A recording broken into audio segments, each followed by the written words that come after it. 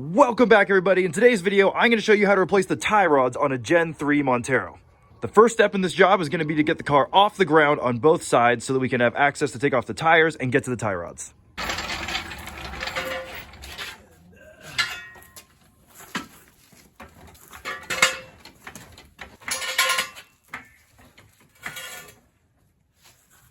Whatever. 8, 9, 10. Yeah. I'm going to let it down.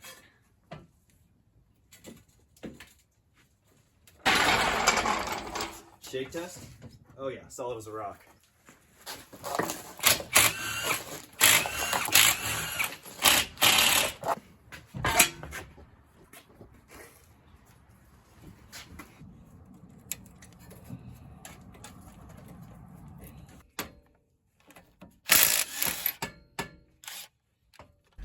All right, here's a tip for getting these tie rods free. Some people will tell you put a castle nut on the top and pound down. I try not to do that, even though we're never gonna use this again. I like to strike right here, and if you hit it with enough force, it'll actually shock that and it'll allow this to drop down.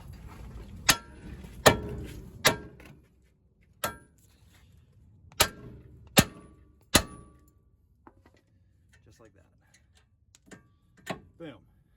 So now that I got this tie rod end free, I've gone ahead and I've turned the steering wheel all the way to the driver's side, and that exposes this inner tie rod. So now what I'm gonna do is I'm gonna get an adjustable wrench on this, and I'm gonna actually pull this whole thing, this whole assembly out. That way we can measure it and square it up to the new parts. That way we can get our alignment as close as possible. That's good. Just to hold it in place so that it's so much easier. Boom. So now with the tie rod removed, this boot is still stuck on here, and there's actually a metal band right here. So I'm gonna get a pair of wire cutters and go up there, and I'm gonna snip that off. That way the whole boot is taken off.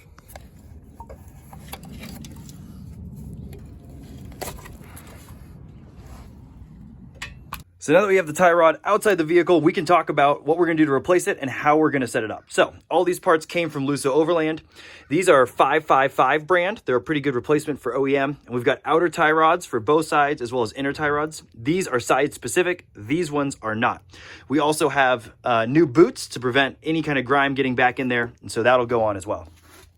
So what I've done here is I've got the old tie rod, and like I said, I pulled the whole thing out. And the reason I did that is it's way easier to measure it in here and get it right versus trying to measure it in the car or unscrewing part of it when you really don't need to. There's no point. You can take the whole thing out.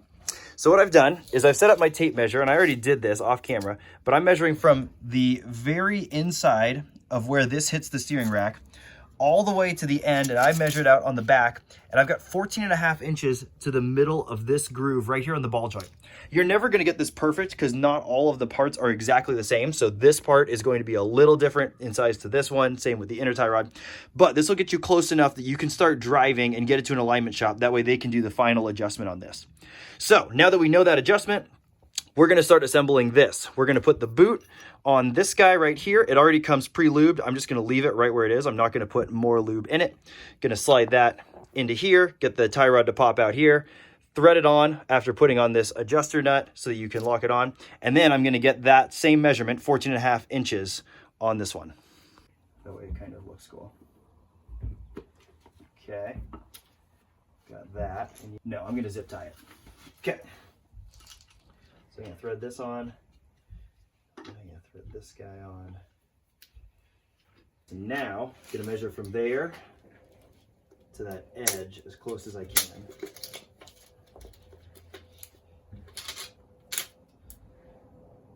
So it needs to go out just a little bit. Whatever, you're just trying to get it close. Done. All right, so I've gone ahead and put some grease on the inside of the steering rack. That's just to help with lubrication in there. It's not entirely necessary, but I like to do it.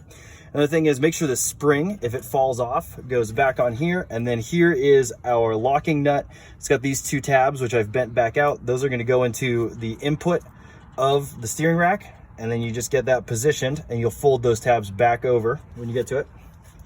Then you take your inner tie rod with the boot, and you go ahead and just thread that in like normal all the way until it seats. Boom. Okay. Then once you've got that seated, go ahead and get your adjustable wrench, put it on there and get that nice and snug.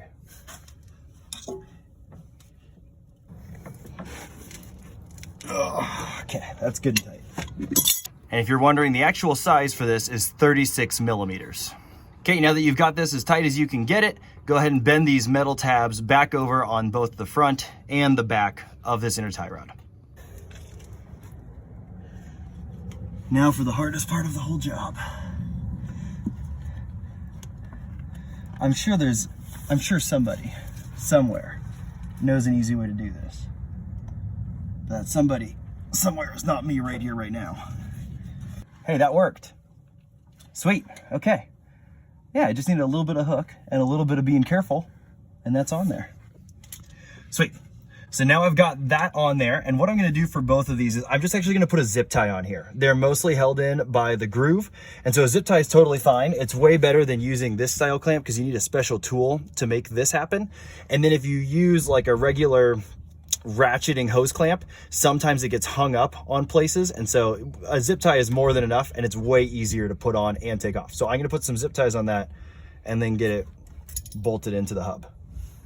And as you can see right there, I put the zip tie on the inner tie rod as well. Very important to make sure that goes on. That one's easy to forget because you slide the boot on and then you don't realize that it needs to be attached with that zip tie. So once that's secure, you can move on to the outside. Zip ties are on. Now it's time to reattach this to the knuckle.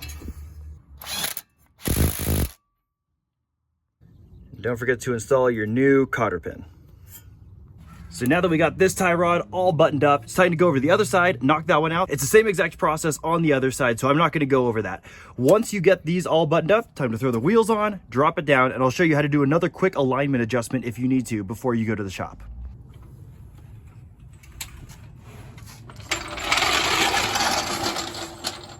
So now that I got the car back on the ground, you can see this alignment looks pretty good. It might be hard to tell on camera, but it looks like it's relatively straight. However, let's say your measurements weren't quite right, or you have to drive a considerable distance to get to the alignment shop. I'm gonna show you how to do a really quick and dirty alignment now that the car is on the ground so that you hopefully don't burn out a tire. So the first step is actually going to be to drive the car a little bit, just forward or back, unload the suspension so that it settles a little bit. Right now, just coming off, the tire isn't able to push out because it's got traction on the ground. So you want to drive it for just a little bit, then come back and park it and grab a tape measure. After you drive it for a little bit, grab a tape measure, and what you're going to want to do is you're going to want to hook it to the edge of the tire and then run it all the way across and measure over here to the same nub on this side. So right here, you can see we're looking at like 70 3/4 of an inch. So after you've done it in the front, go ahead and come back to the rear and extend it out just the way you did before and measure to that same point on the tire. And you can actually see right here that I am just about at that point. I'm at about 70 5/8 of an inch, which is perfect. So I'm actually 1/8 of an inch more narrow in the back than I am in the front, and that means that it's going to be a little bit towed out. So as the tires are going down the road, they're pointed exaggeratedly in this direction. So that's not great if I was going to run this long term. However, for the drive that I'm doing to the alignment shop, that's fine. Really, you want to get these 1/8 of an inch towed in, and so you'd want that front number to be 1/8 of an inch narrower than this rear number. But like I said, for my drive to the alignment shop, this is going to be okay. So hopefully that helps you guys get this thing finalized. So there you have it, a quick and dirty job of how to get the tie rods done on a 2003 Montero. Hopefully this helps you guys out. It's really not that bad, and now those boots are sealed up, so it's not going to get grime in it and cause other damage. So I hope you guys found this helpful, and I'll catch you guys on the next one.